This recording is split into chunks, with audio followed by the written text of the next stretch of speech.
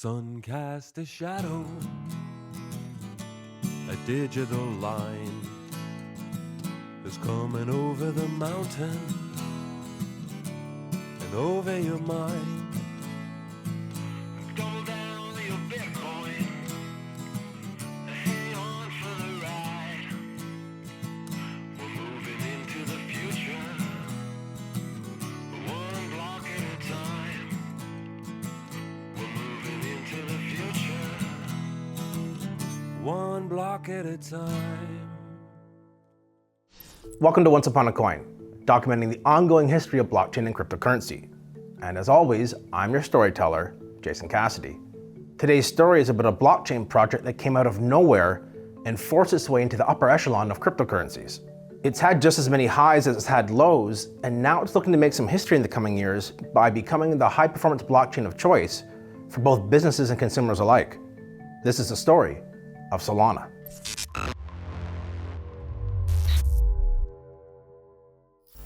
Okay, so let's just jump right in here.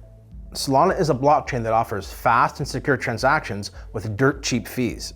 It was founded by Anatoly Yakovenko, a former engineer at Dropbox and Qualcomm. He was inspired to create Solana after working on wireless technologies that required a high level of performance and scalability. He learned a lot over the course of his career when it came to distributed systems. And one of the things that he learned was that having a reliable clock made network synchronization quite simple. And when synchronization was simple, that often meant that the network could operate at a very fast pace, restricted only by bandwidth. To this end, he published a white paper in November of 2017 detailing his creation around proof of history, a novel way of keeping accurate time between computers that do not trust one another. The basic idea here is that blockchain systems without clocks, such as Bitcoin and Ethereum, struggle to produce large amounts of transaction processing on a per-second basis. Anatoly was confident that he had solved the problem of getting computers that do not trust each other to agree on time. And if he had, it would result in a massive improvement on both the scalability and transaction throughput side.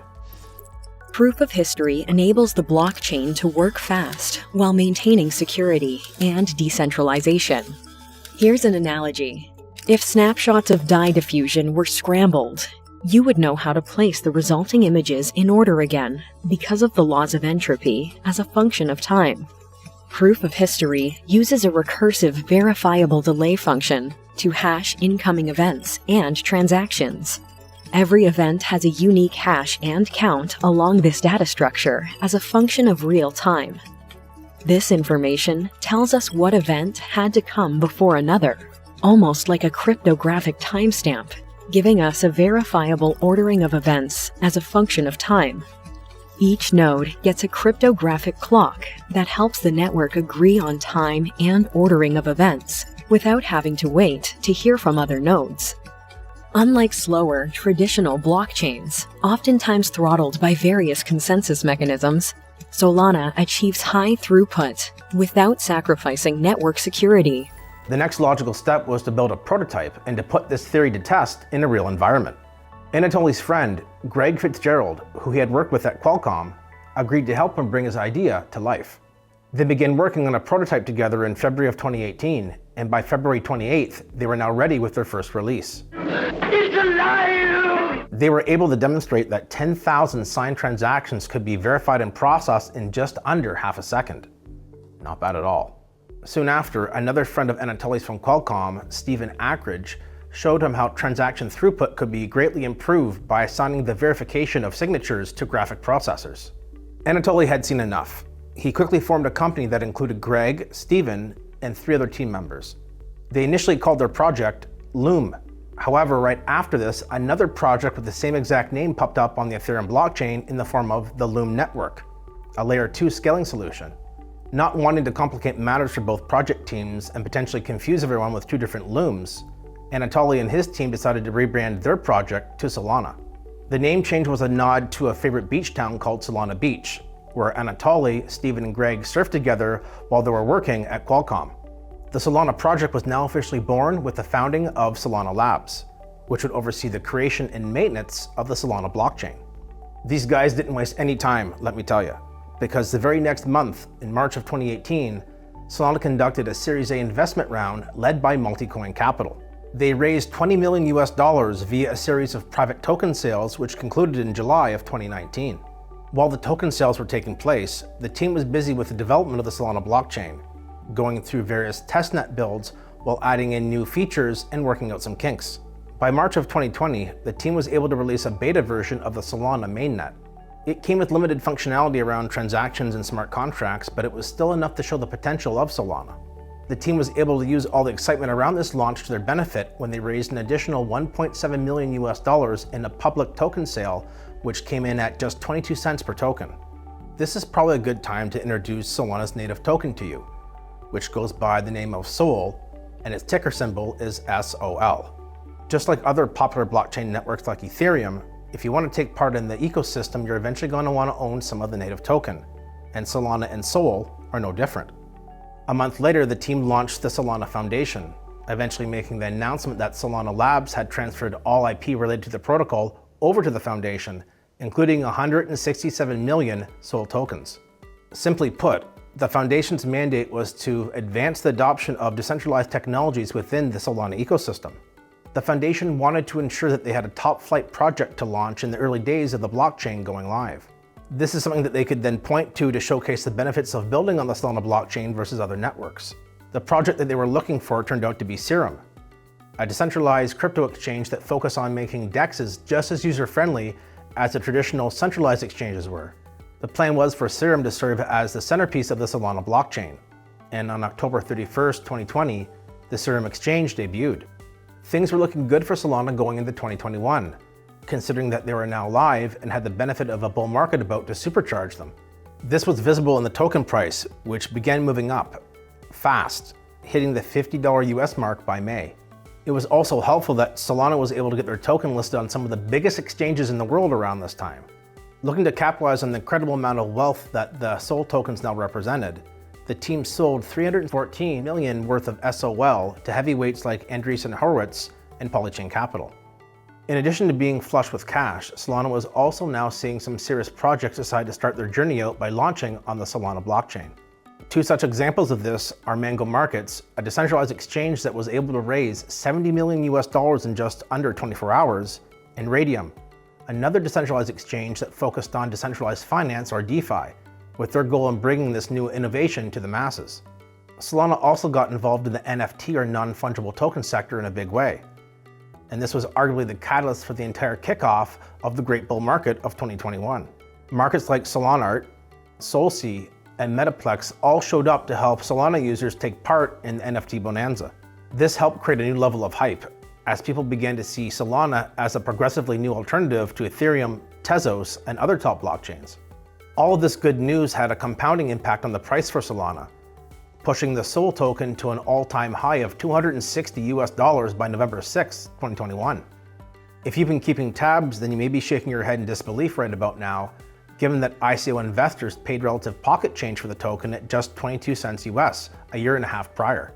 It's hard to imagine things going any better for Solana, as seemingly everything they touch was turning to gold around now, with even King Midas himself giving them a golf clap at this point. But, as the saying goes, easy come, easy go. Solana had come out of the gates playing the role of the proverbial hare, while most other projects were now looking like the tortoise in comparison. With no more room left to pump to the upside, Solana was destined to come back down to earth, with gravity now finally setting in. And did it ever. The bull market was running out of steam by early 2022, and Solana was not immune to the chill of the coming crypto winter. By the end of January, the price was already under $100 per token, and engaged in a rather ugly free fall from there. As July approached, the token was now under $40 US. And as if that wasn't bad enough, something much worse was about to happen. Unlike the bear market, which was impacting all projects and couldn't be blamed on Solana, some pretty nasty developments did begin to take place, and this time, the blame was squarely placed on Solana itself. The first salvo came in the form of a class action lawsuit against the project, being accused of selling unregistered securities stemming from a token sale back in March of 2020. They were also being called out for deliberately misleading investors regarding the circulating supply of the SOL token. According to the lawsuit, Anatoly Yakovenko, Solana's founder, decided to lend more than 11.3 million tokens to a market maker back in April of 2020, but decided not to disclose this to the public. The lawsuit went on to state that Solana promised to reduce the supply by this amount, but only ended up burning a total of 3.3 million tokens. Naughty. While the collapsing token price and lawsuit were all kinds of bad for Solana's image, this wasn't even the worst news. Not even by a long shot. One of the benefits of blockchain is that it's a clear-cut, superior alternative to the traditional centralized systems that we've all grown up with. Reliability is one of the big selling features of blockchain technology, especially when it comes to top-tier networks like Solana that encourage real businesses with real customers to build on top of their blockchain. Well, as you're about to find out, Solana and network outages were two peas in a really shitty pod. Solana began to experience frequent downtime as its network basically fizzled out, leaving apps built upon it in limbo while giving users just about the worst customer experience you could imagine. Visa and MasterCard, Amazon, even your traditional bank, they all eventually have outages. But for the most part, those are few and far between, and when they do happen, they're often resolved very quickly.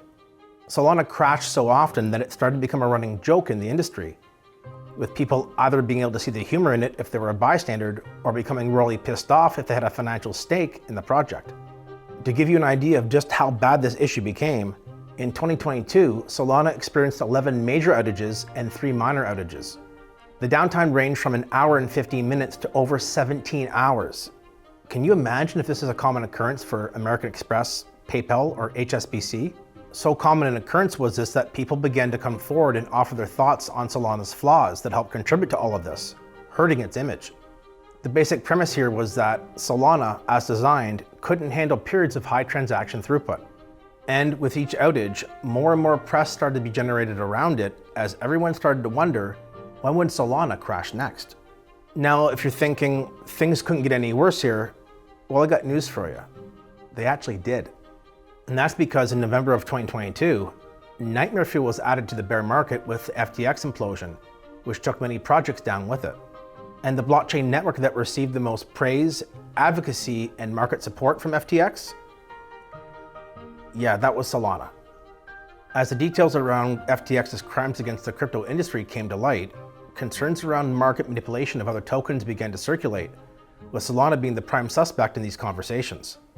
The combination of the unprecedented fraud that FTX engaged in, coupled with the fact that Solana was a major holding of FTX and Alameda Research, was more than enough to cause serious pain for the SOL token.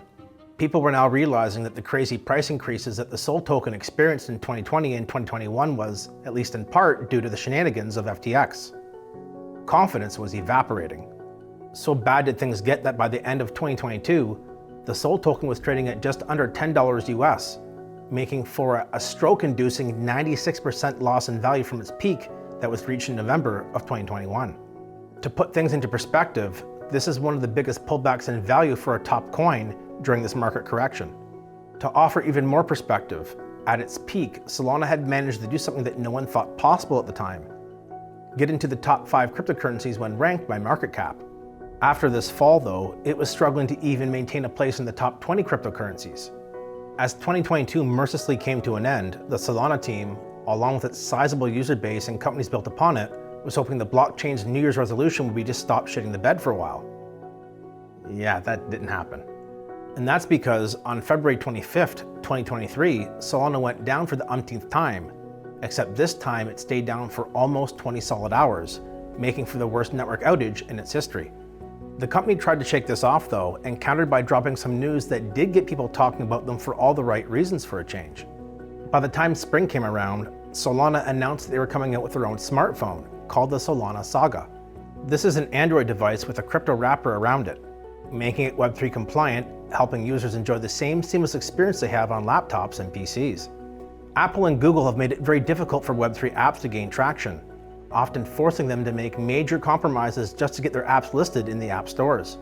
Solana was looking to change this all, announcing that the phone would go on sale in May and have a sticker price of $1,000 US. It's fair to say that Solana's history so far has been one of major peaks and valleys, perhaps more so than any other blockchain in the world. But unlike Terra, who had a similar rags to riches to disaster story, at least with Solana, they're still in the game. It started to right the ship on the network outage front too, having less of them, and when they do occur, often resolving them pretty quickly. They aren't out of the woods just yet though, as it was recently revealed that FTX holds $1 billion worth of SOL tokens and will soon have to liquidate them as part of their bankruptcy proceedings. The hope is that this massive amount of dumping the market has to absorb won't hurt the price too much. But this is crypto, and in a bear market, liquidity can be hard to come by, so we'll have to see how this one plays out. Overall though, Solana does appear to have got past these early issues, so there's reason for optimism going forward. If they do try to succeed long term, they'll have to mature past the point of having network outages. I mean, any of them. No serious business with an active user base and revenue stream will move over onto Solana if this is still happening. And new businesses will likely be worried to make such a commitment in both time and money to build on something that could be construed as quicksand. But if you do think this could be the new Ethereum killer with its plethora of DeFi, DEX, and NFT apps, then you should probably take a look at what Solana could do for you. Whether that's an investment into the token, the ecosystem, or just trying out the apps as a user, you could do a lot worse. I hope you've enjoyed today's stroll down memory lane.